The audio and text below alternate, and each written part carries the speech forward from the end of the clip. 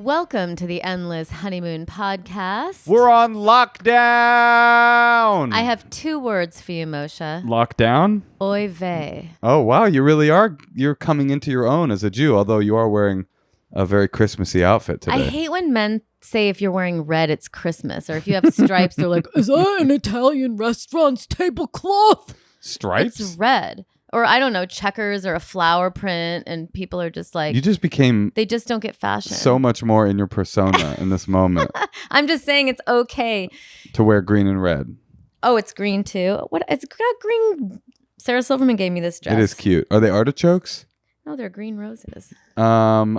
We just got an update that Los Angeles has gone into full lockdown. I mean, more than before. And here is some of the language from the lockdown. Okay, see if you guys can follow me on this, okay? All travel, including foot, bicycle, scooter, motorcycle, automobile, or public transit is prohibited. But in the same announcement, beaches are open for recreation, as is golf. How do you get to the beach?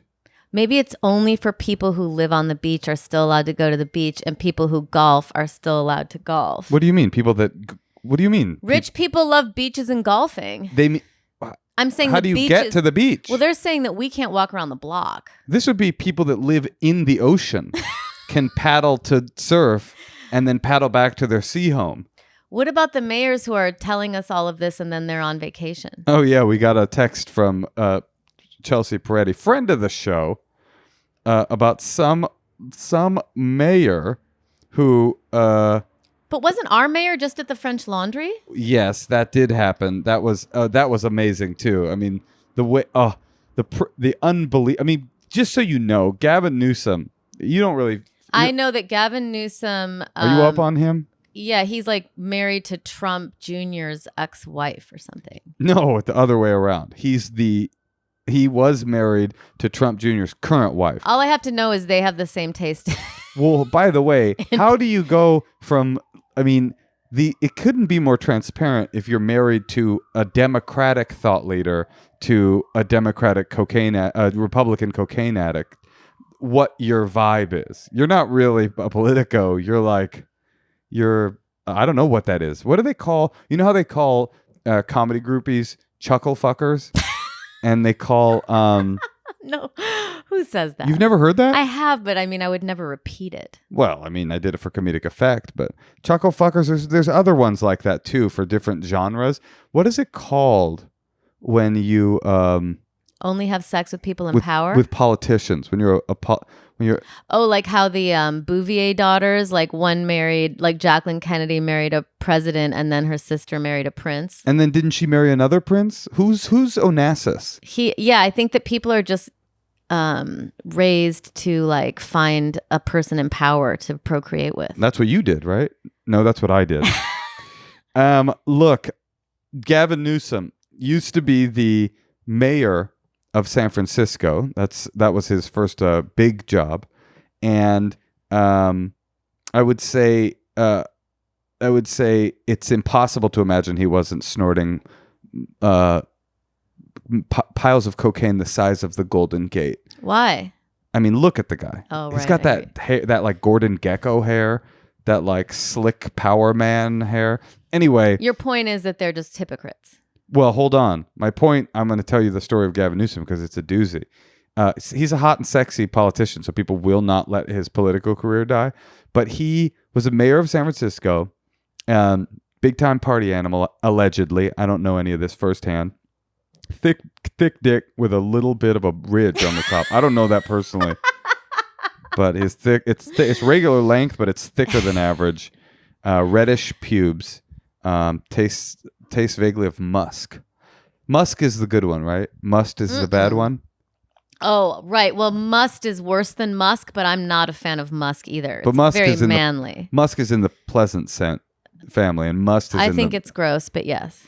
Anyway, Gavin Newsom, big controversy because he was caught fucking his campaign manager and best friend, Oh, right. Yeah. who was one man's wife. So the guy who got him into power, he was fucking his wife the whole time. Married to Kimberly Guilfoyle, who's now married to Donald Trump Jr., and then became the, I think, Attorney General of California, then became the governor, and was having a real kind of nice... People were starting to forget that he had done all that stuff. He still had a career after he fucked his campaign manager's wife? Yes, people won't let him die because he's so handsome. They're like, he's handsome, let him just... Wait, I have to Google him. I didn't know he was that handsome. He's beautiful, and he fucks like a stallion. I mean, his body ripples with just firmness, but there's a softness to him, too. Anyway, he did this press... He got busted at a restaurant. Like the most fancy restaurant in America. In America. They only have it's like you have to get a reservation 6 years in advance. It was so funny, his apology. It was just like, I went to the French laundry. It was my friend's 50th birthday. And I shouldn't have done it. I should have known that maybe it was there were more people there than I had expected. It was in the afternoon. As if that was germane. Oh, yeah. Like time of day matters for COVID. Right. And the ostentatiousness of the restaurant. Anyway, my point of all of this is, we wanted to talk about this. This Mayor Adler this is the thing that the mayor of Austin just sends out this message saying this is from Chelsea Peretti. We need to stay home if you can. This is not the time to relax. We may have to close things down if we're not careful, he said in a Facebook video to Austin residents. Taped in Cabo San Lucas. He was in Cabo telling the people of Austin, now's the time to hunker down. These fucking people, man. These sick fucking pigs. Everybody. But doesn't Gavin Newsom think he will get COVID at the French Laundry indoors with 20 people in a table? Gavin Newsom, everybody that wants power doesn't deserve it. And these people that get power, every one of them, except maybe Bernie Sanders, really think that they are like gods among men. How dare you say that about Obama? But he is kind of a god. He probably thinks of himself that way too. These people, anybody that wants to be president or governor shouldn't. You should never give power to people that want power. And so they think they're above it all. But it's just like, it's not that going to a restaurant is bad. It's that if you're the dude making the rules, you can't do it. It's like Bill Clinton. I always thought about you just can't get your dick sucked by an intern. I know you're horny. But you're the fucking president. But they didn't have virtual fucking then. Like now, what do you mean they didn't have virtual? Well, porn wasn't First as of all, good. what is virtual fucking? I don't know. What have you been up to? Can't you put on an Oculus and put your hands in some kind of I wish. I have an Oculus. I have not. Or can't you put? I just think maybe porn has gotten better in the past since he fucked Monica Lewinsky 20 years ago. Maybe you think if Pornhub was around when Clinton was in office, he wouldn't? Maybe. No. You don't think porn helps curb some of these men's appetites? I don't. That's an interesting question. I don't know has infidelity gone down since the advent of internet pornography? I doubt that. But now can't you meet a girl and go to the same girl over the internet? You mean webcams? Yeah. I don't know. You're not a regular with someone? No, honestly, webcams have always made me... The idea of webcamming with a person makes me a little uncomfortable. They're live there, right? Yeah, why would I want that? I don't want that. That seems kind of creepy. Yeah, I'm where's the BBC? Big black cock. Also, how do you know they're not recording you? Oh, well, we have a friend. Do you know Ryan Singer? You may not know him. He's a great comedian he was online one time, and I don't think I'm talking out of school to tell this story because it's such a good one. And he's talked about it in public. Basically, he was camming with some girl in the Philippines, and he's dick out, slathered up, chomping away at the bit. And all of a sudden, she disappears, and some dude comes on, some Filipino guy that's hey, motherfucker, we've been recording this whole thing and we're going to release it to all of your Facebook friends and everybody in your contacts, unless you pay us I don't know, some amount of money. So he starts haggling with this guy. Could you just do it for $100? And basically the way I found out was he announced it. He was look, I was fucking jerking off to somebody and they're blackmailing me and I just am not going to pay it. So I just decided to let everybody know preempting. Can you imagine your mom getting that message? That's crazy. Yeah.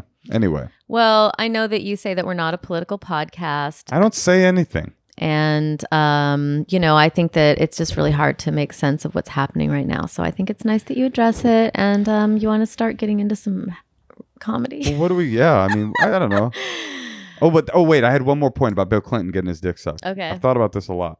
But that is a very depressing point, that the people who want power grab it, they don't deserve it, and we can't trust them, and they're in charge. No, you cannot trust anybody that wants to be in charge. And that, unfortunately, I never want to be in charge. No, God I mean, I want to be in forbid. charge of my creative projects. That's it. And I kind of want to be in charge of like my child's rearing. You know what they should do? They should find a way to make to elect the president from some senator that doesn't want it. And they should just I don't know how you would do it, because then how do you get democracy?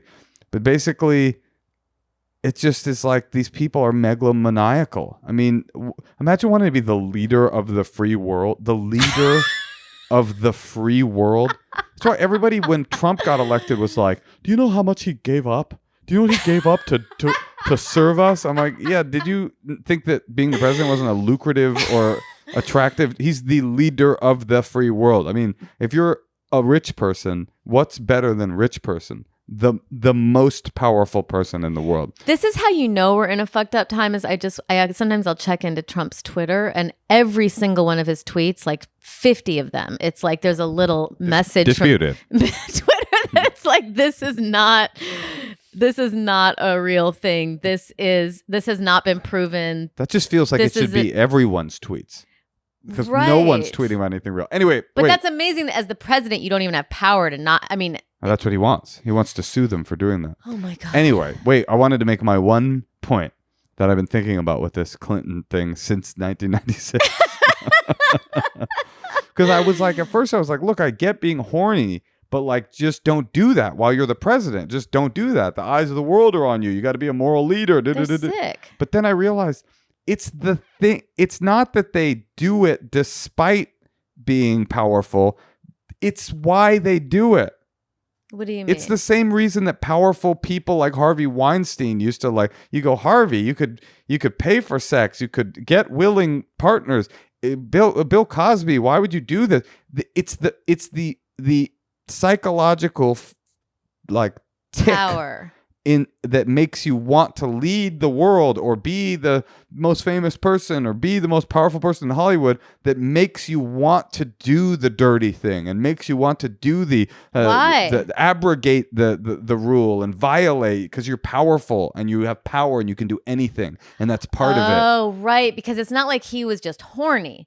He's like, I am the king. I'm come in here, girl. No one can tell me. Rules don't apply to me. No one can tell me that I don't get to get a blowjob from the interns around here. I am the king. Right. Worship me. And anyone and that's what all these people are doing. Every politician is a pile of shit, which is why I like to vote for the policies I believe in, not for the people, which is why it sucks that we vote for like charisma. That's what we do. Like, oh, that's a decent man. That decent man will send drones to Yemen. That'll be a decent man that will deregulate environmental rules and make the earth cook. But he's got a nice grin. I hear you. I hear you too. What do you think? I just think it's not fair that the politicians can break the rules and then get like a really nice cocktail for COVID and then they're fine. Right. You flout the rules, but you also are in this position where no matter what happens to you, you're going to get some mega infusion. They're all getting that when they get sick, and it saves them. Right. Well, I mean, there is nothing more old school. I mean, that's straight up let them eat cake, you know? Yeah. Let them get COVID. Okay, so let's, do we want to address just a little bit of mail? You want to take some mail? Yeah. Okay. I like when people send emails to the podcast so I don't have to open my dark DMs. You have dark DMs? You know what? I go to my DMs and it's just like gross. Oh, like people are like, I want to sniff your bung. Yeah, I want to sniff your bung hole. Yeah. There's you have some characters in your comments that I recognize as like recurring characters. like every time you post, there's like a guy like, yeah, Tosh, lacy underwear is what I'm into. Loved you in World's Dumbest. Sometimes just kind of depressing. Like, hey, are you single?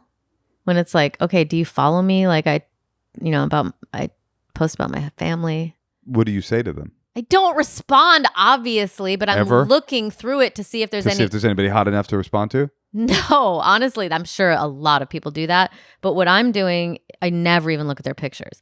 I'm trying to find mail from our fans. Okay, I'm So gonna read this. I don't know what this email. is about. I'm gonna read it. Natasha's already read it. I don't know what the title or the topic of this is, but here's the email. Hi, Moshe and Natasha. Love your stand-up and love the pod. So happy to have you in my life each week. So far, seems positive.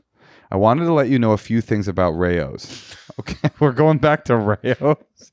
Natasha. Okay, it really is the best store-bought sauce available. And I think, unlike our election, something about the blind taste test must have been rigged. So this person's saying our election was not rigged. Yes, and they're more saying politics. More politics. They're also I don't take a stance on whether our election was rigged. They're also saying Rayo's is clearly better than Mazzetta's. Okay. I also add a cup of Rayo's to broths for soups and stews, and it comes through for me every time. Sounds pretty good, actually. Takes my minestrone to the next level. Okay. I'm a therapist in Portland, Oregon, and I have had a few clients who have had serious anxiety about a secret. As a way to expose themselves to a small amount of distress about their secret being revealed and confront the negative power of the secret, I have recommended a few clients call the Secrets Hotline. How about that? Well, 2 of them have and said it really worked. They said saying their secret out loud anonymously, getting a light roasting by you both, and the overall lighthearted feeling of the Secrets Hotline has helped them manage anxiety around their secret and feel less alone and weighted down by their secret. Hooray! Thanks for helping me be a good therapist. Love you guys, and thanks for getting us through pandemic life. Simone. Oh my God, that is so nice. Simone.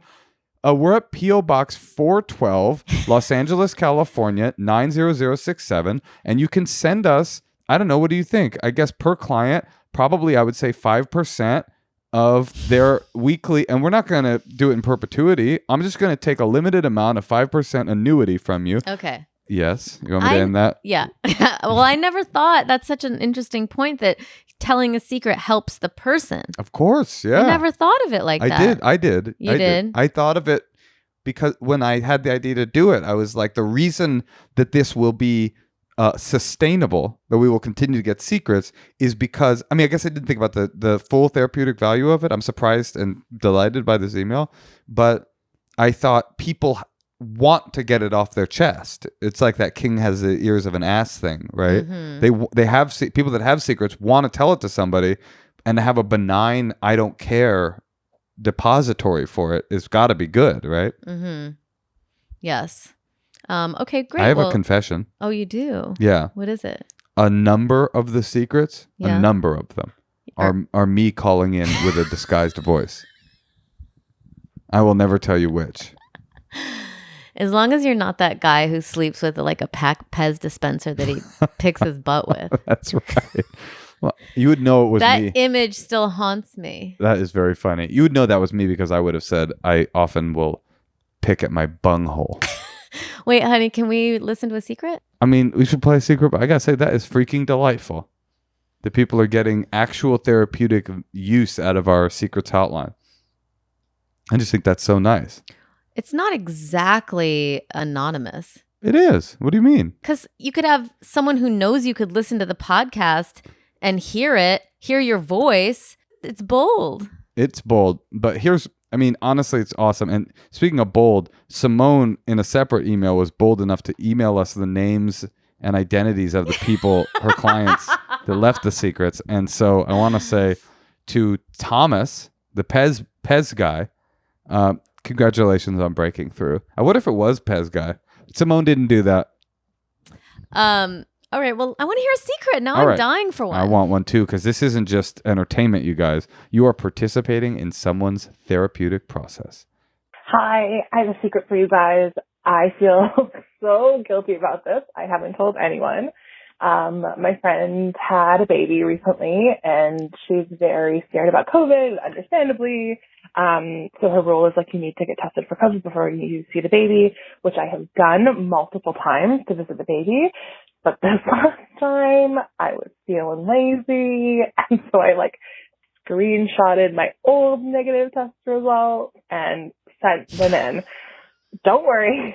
I mean, at least knock on wood, nothing. I don't know. I don't know. I am hoping nothing is happening from it. I don't have any COVID symptoms, but I just need to get that off my chest because I feel real bad about it. Okay.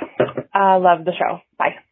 Okay, now if her friend is listening to this podcast, see, she would be totally pissed at her. Well, I guess this person, first of all, is playing the odds because there's a lot of friends out there that are probably doing this exact same thing. So she's thinking to herself, you know what? Probably a lot of people will be upset with their friends right now and say, what the fuck? But also, how bad do you want to see your friend's baby that bad? That's how much you love kids, but you still you don't love them enough to get tested. How many times do you need to see your friend's baby? I love kids so much I can't resist them, but I am willing to risk their lives in order to see it. That is fucking crazy. Do not ever do that again. That's first of all, your friendship with your friend will be 100% over. It will be over. They will not be your friend anymore. Rightly so. And why? It's exactly what you said. Why do you want to see the fucking baby so badly?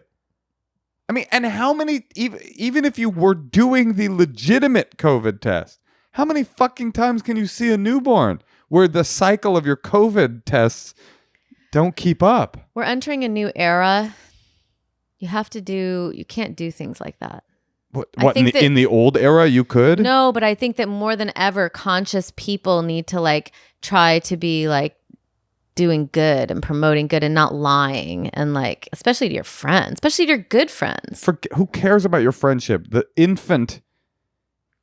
Don't give infants COVID. Also, she kind of thought the whole thing was hilarious. Yes. Her lighthearted. The chuckles. I hate that. I mean, I guess we all laugh to try to, right, disguise the pain. Right. I didn't feel like that though, did it? It felt like I'm amused by this. Well, she could have easily replaced it could have been about anything. Totally. It definitely didn't have the air of weight. It didn't have a weight to it. Even when she said she was guilty, she's and I'm just totally guilty about this. What the fuck? Don't do it anymore. Just say I have. What is the problem with saying I haven't gotten tested this week? I'm not going to make it. I would say that if I had gotten tested, I would lie to my friend and say, I would love to come hang out with you and your infant, but unfortunately I didn't get tested, so I'm going to be staying home just hanging out and being a cool adult.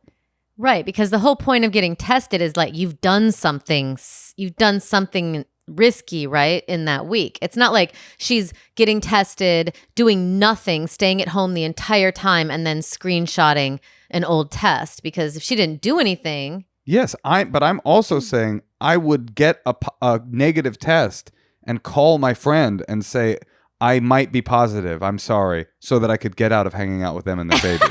That's what I'm saying. Let's play another secret. Okay, I have a secret. So, I was adopted. I'm Korean. My family was white, and all my friends growing up were white. My family had a little bit of white trash in them, and there was a lot of yelling going on, and they were kind of loud. So when we would go out to restaurants, it was sometimes a little bit embarrassing. However, I would like it when my friends would come along, because I knew people would just assume that was their parent and I was the friend. And looking back on it, I feel bad. I love my family and they were great. Just a little white trashy and embarrassing sometimes. And I wonder if my friends ever realized that other people were thinking that it was actually their parents and not mine. Anyway, that's my secret. I love the podcast. That's really funny. that is so cute. I love it. That is really nothing to feel guilty about. You got to take advantage of the opportunities that you're given.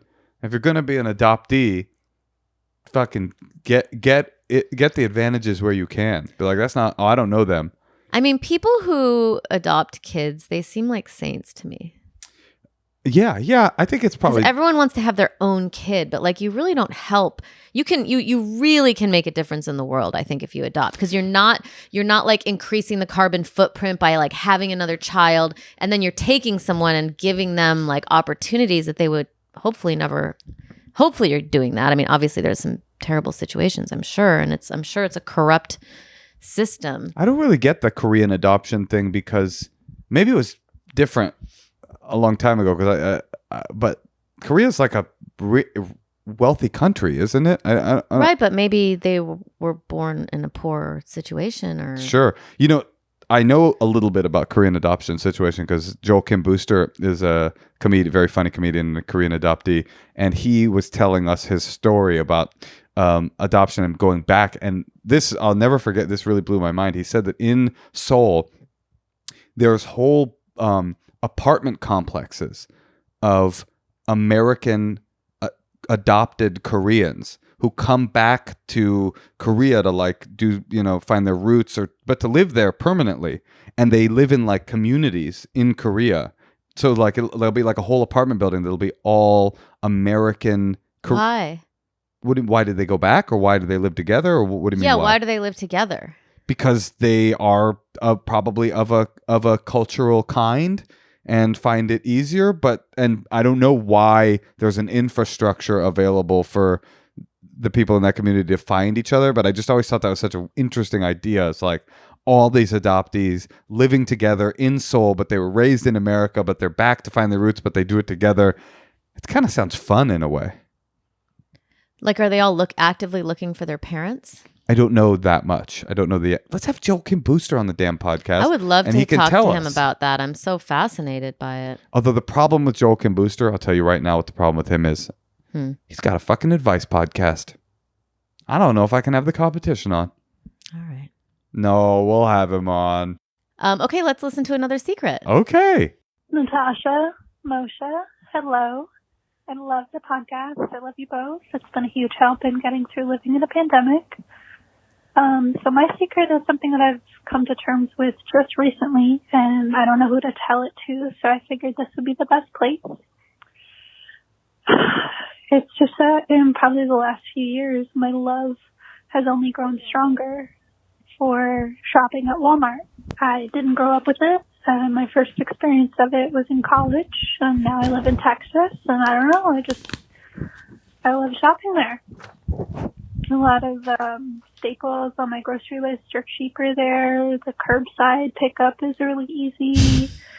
And yes, I understand, everything that they're doing is to shrink communities and small businesses and stuff, and I should shop locally, which I do. I mean, I've worked for local businesses, but God damn it, this is who I am now.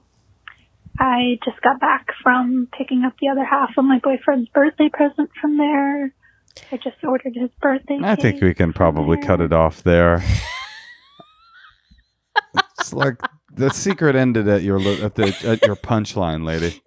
I could hear it in her voice. I know, but I did try to go with her on that Walmart journey, and I was like, there is a certain smell. I hate it. But I'm like, what is it? Is it like, does it make her feel safe? Does it like, that smell of kind of like plastic and cheap clothes? Like when you enter a Walmart, like all that, like all those fumes from all that cheap stuff just kind of like emanating all, you know what I mean? Like it smells like plastic. Walmart? Doesn't it? I don't know. I never noticed it out of smell. I mean, what's the appeal? The prices. And if you live far enough in the country, also the community aspect. What's the community aspect? It's the only thing in town. So you go there because that's what there is to do. But that's only so Walmart. Walmarts. So Walmart to her is like getting out of the house. I don't know. I think she liked the prices. She was mentioning lots of products. I would like the prices of Walmart, but I wouldn't want to go there. She was making it seem like she really liked it there. I mean, I get it. There's something cool about it being, it's not just a store. It's a superstore. And there's something cool about like being able to get a set of tires in the same place you can get a blouse. So it's like Costco. It's like Costco, Because but Costco has diamonds, guns, river rafts. well, Costco's even more like that. But tomato Costco, sauce. Costco, it gets like a little wild. Like they kind of go with the theme and run with it. But Walmart is like, it's supposed to be like the hub of a community. Have you ever looked at the top richest people in the world? Are they the Walmart people? Well, there's your Bill Gateses and your Elon Muskses and your people like that. But then it's like, Bob Walton. And then is number 4, and then number 7, Diane Walton, and then number 8 is like Richard Walton. I don't know their real first names, but it's like, ew, this company is so big and rich that at some point the kids took over, and they're all still among the richest people in the world. They split the empire. Didn't they like come in and just buy up all the hardware stores? Like they would just set up and sit in like small towns where there was the local hardware store. There is nothing good about Walmart except for the accessibility. And if you're in a community that's dependent on the accessibility of Walmart, you have to shop there. But it's a rotten place. I see. Ethically speaking, Walmart. Aesthetically speaking as well. But according to you, olfactorily speaking, there's something about it. No, something. Well, yeah, maybe there's something calming, nurturing. I don't know. About the smell in a Walmart? I don't know. I really don't know. Don't they have like really wide aisles? They do have wide aisles. And like really wide carts. Everything's really wide big. Customers, honestly, as well. Okay, let's hear one more. I can't end on Walmart. Hi, I have a secret for the hotline. I am a 30-year-old gay male, biological. I know I have a funny voice.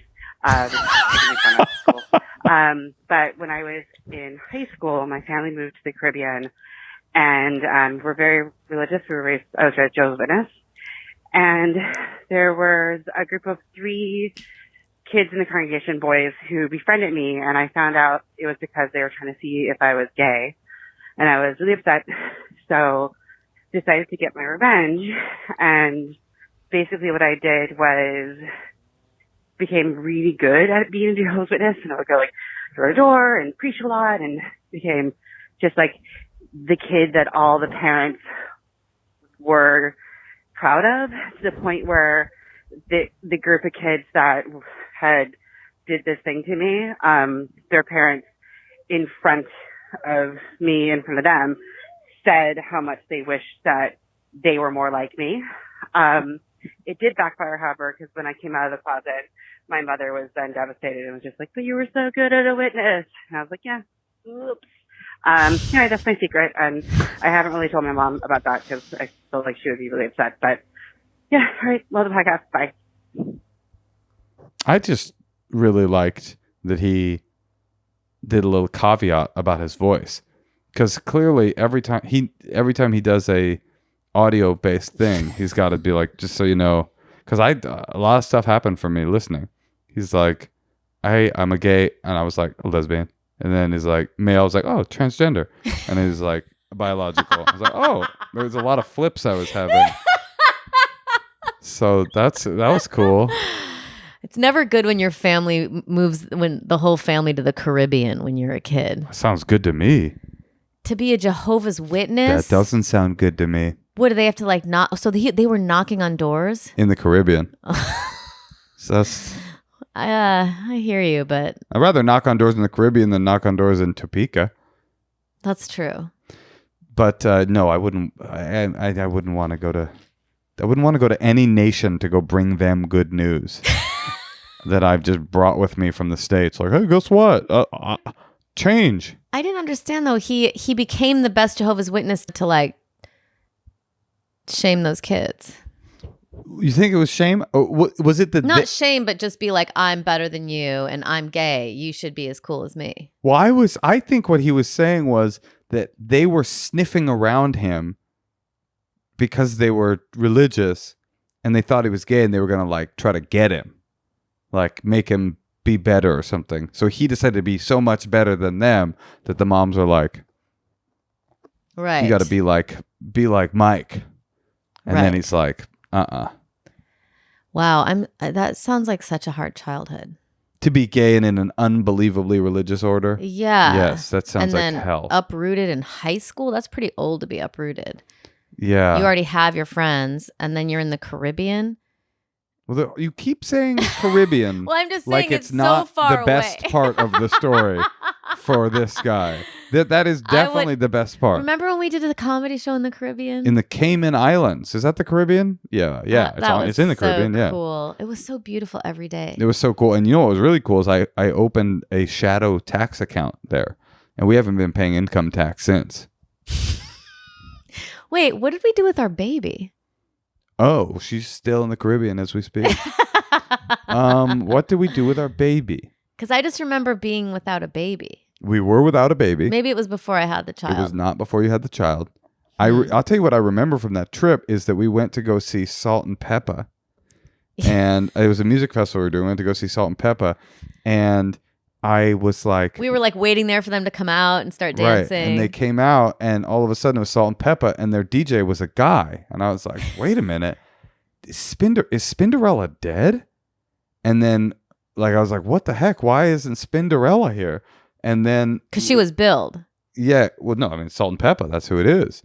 And then come to find out that they had a rumored physical fight in the hotel. That Spinderella had complained that she wasn't getting enough money and was like they all got into a physical fight and fired her from the band in the Grand Cayman Islands. And then they just happened to have a backup DJ, I guess, just in case. It was probably like a sound guy who just stepped in. But he was really good. It's just like, do they have somebody just in case Spinderella finds out how much she's getting paid? I don't know, but I remember when I heard that, I was like, how could anyone be in a fight here? Yeah, right. So it's just kind of that like warm, always breezy. Also, you know the cool thing about the Caymans? No natives. So there's no guilt. There's no genocide guilt going on. I think that's part of it. The people there aren't like living with the reality that the only reason they're there is that they displaced or destroyed an entire native society. It was like a pirate stopover. Oh, interesting. And then the British took over. That's so interesting. So it's funny too, because we got there and it's like Queen Elizabeth's pictures there. And you were asking me today, why do they want to like, you know, take Barbados and these places? But it's like you just described it. Why wouldn't you want to say, these are my subjects, I'm the queen of this place too? I mean, that place is gorgeous. Have you ever been to the weather in Natasha, England? Hold on a second. What? Didn't we start this whole podcast where you were like, I just don't get people that want power? And then in the end, you're like, wouldn't you love to be the queen of a bunch of subjects? No, I mean, I think it's obviously wrong that they do that, but I'm saying like that's why they do it. It's what you were saying. It's power. I want power. An island. But anyway, Cayman, right? There's no indigenous people. No angry people. I forget the genocide and the guilt. There's no people living there that are like, what the fuck are these British people doing here? That's a good point, but that kind of goes with the other problem with that place is there's no culture. Right. There's no culture, there's no architecture. Everything's just like a building with 4 walls. Because there's like, it just feels kind of transient in that way. Well, we had a nice time. Right. The weather and the beaches were. And Salt and Peppa and that guy. That was lots and we saw Blondie. It was really good. And she said something really good. She said on stage, or no, maybe I read it or something, but she said that when people, because I related to it a lot, she said, I try to not like get mad about technology and I try to just go with it and always be like moving forward in terms of, you know, that part of the world. And I think I always fight it. And just to hear someone who is like 70 and an artist being like embracing technology, I thought that was kind of cool. That is cool. And she's not a particularly like you know, it's not like she's still a lo-fi type of performer, but I think she was just saying in life in general. She looked pretty hot too. Yeah, she looked good. I mean, you're making a more profound point, but she had really nice legs. And you know who else has really nice legs, Natasha? Mayor Cutie. Mayor Cutie's a little tipper tapper toes. And also, I would say you. Oh. And I tell you why I like them so much. Why? Because they go all the way up to the woman I love. I love your legs too. Thanks.